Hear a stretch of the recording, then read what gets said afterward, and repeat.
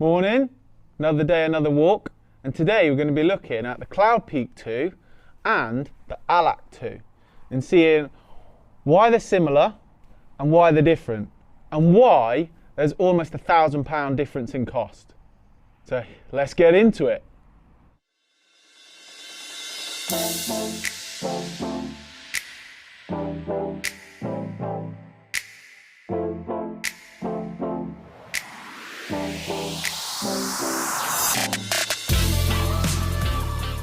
So, first of all, let's have a look at the Cloud Peak 2. Now I'm 6'1" and I can sit with lots of headroom, really comfy. It's quite spacious. It's half mesh. It's got one door here and another door this side as well. Now, the doors with the zips are really good. These are KYY zips and they're not snagging, which is what you want with a tent. Now, on the inside, there's a pocket here and a pocket at the top for your head. Like I say, I'm 6'1" and I've got plenty of room. There's a handy little hooking point for your torch, and as you can see, where the zip is, there's this little guard to stop anything getting in. Now the ground mat, it comes with the tent on this one. On the Allak, you need to buy that separate. The vestibule doesn't include the ground mat, so there's a difference straight away there. Let's have a look around the edge and see what else we can find. Looking at the two different pegs here, you've got like a V-shaped one, that's for the Hilleberg, and you've got a triangular shaped one for the Naturehike. The Naturehike feels thinner material, thinner metal, as well as the loop on the top is a lot thinner as well. The Hilleberg is quite strong, robust, and the rope on top is a bit thicker as well. So, lockdown haircut for you. Oh, can't wait till the 12th, get that chopped off. So, you can feel in here that it's good material, but it's just not as thick, and I'll show you that when we get onto the other side. And even though on the advertisement it's classed as a 4-season tent, it isn't, because I'll show you now. So, see that gap there? That gap will let snow in. So it's not a true 4-season tent. It's only a true 4-season tent if it goes all the way to the ground. Looking at the ceiling now, got a clip there to put your torch. There's no pockets or zips, it's just mesh at the top, so you've only got one option. And then there's two little meshes on the outside covered by the roof piece there. Looking around these tents, you can tell the geometric shape is very similar. To be honest, I think Naturehike pretty much just copied Hilleberg. So, sat inside the Hilleberg now, and you can tell it's a real 4-season tent because it goes all the way to the ground. It feels warmer in here. I mean, it's not a very cold day, but it does feel warmer. I mean, there's no mesh on the inside. It's all fabric. However, I'll show you in a moment, that can be changed. The floor feels thicker. So this material is a lot thicker. And then, as you can see, the ground mat, which is an extra cost by the way, and it's quite a bit extra, goes all the way over the vestibule. See, a very good thing with the Hilleberg though, that makes it a lot easier, one, when putting up, and two, gives it more support, is the bottom of the poles slide in to this here, what gives it extra support. Now, the clips are properly attached, and it's a thicker pole as well.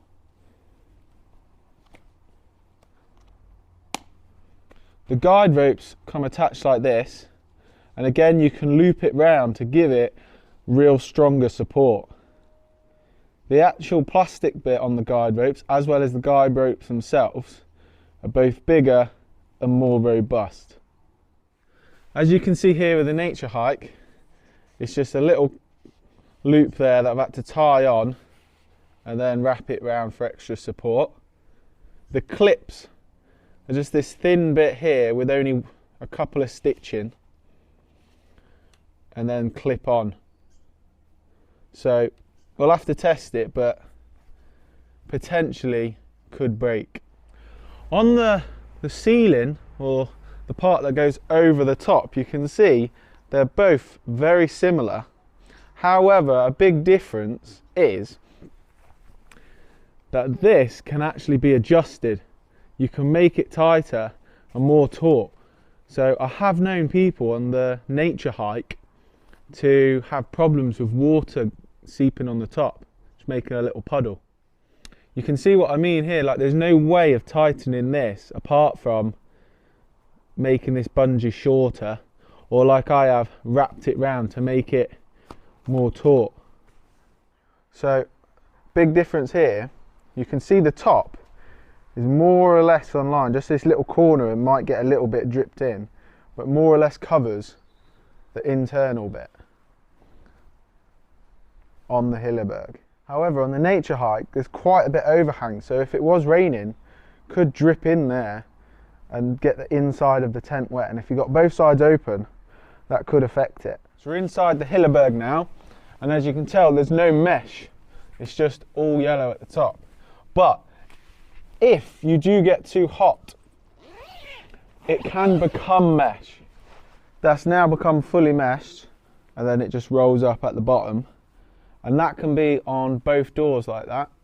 So you do get a lot of ventilation when it's mesh like that. So the dimensions are pretty much the same. This has got a pocket here for your things and a pocket this side.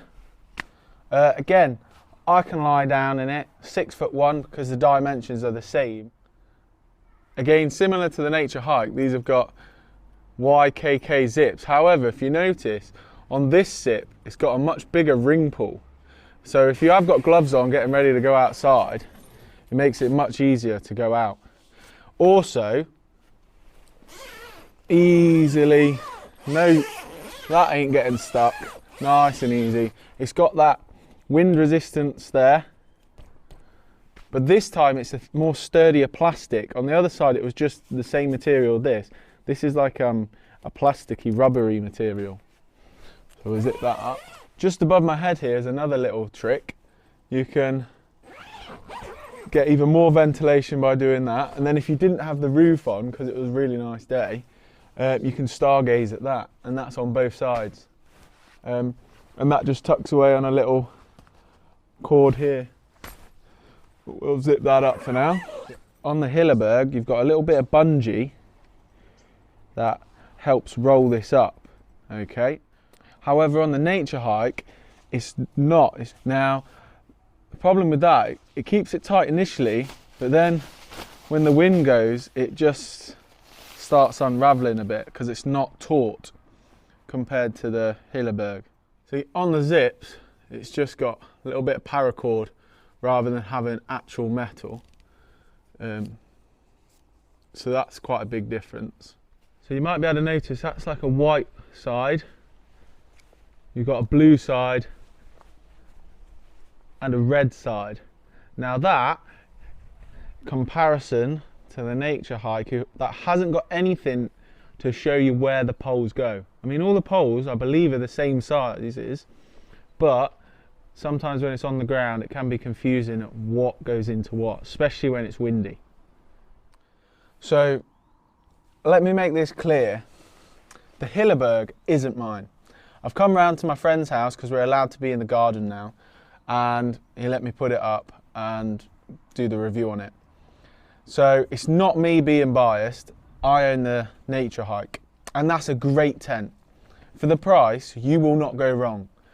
But there is just something special about this Hilleberg. Like sitting in it, you can just feel the quality. Every bit is just like on point.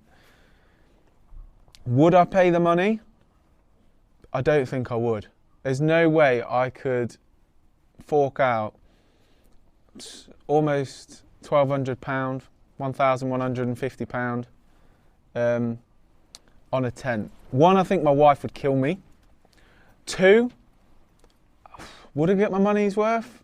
Probably would, but I'd need to have it for a very long time, which these do tend to last a very long time.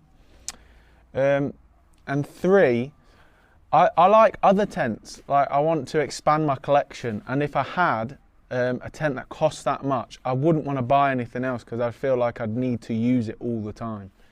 That's a Rolls Royce, that's your little Ford. They both get you to A to B, but which one would you rather be in? So there is a lot of similarities between the two tents, and there's a lot of differences. But I think it's clear to see that Naturehike definitely copied Hilleberg, but used a lot cheaper materials. Hilleberg, the price has just skyrocketed the last year. With lockdown, everybody wanting tents, it has skyrocketed. And I think that's the one big setback. If this tent was closer to the £800, £700 mark, I'd definitely rate it, I could do that. But it's not, it's closer to the £1,100, £1,200 mark, and talking a fifth of the price. So for me, I'm gonna have to go with the Naturehike.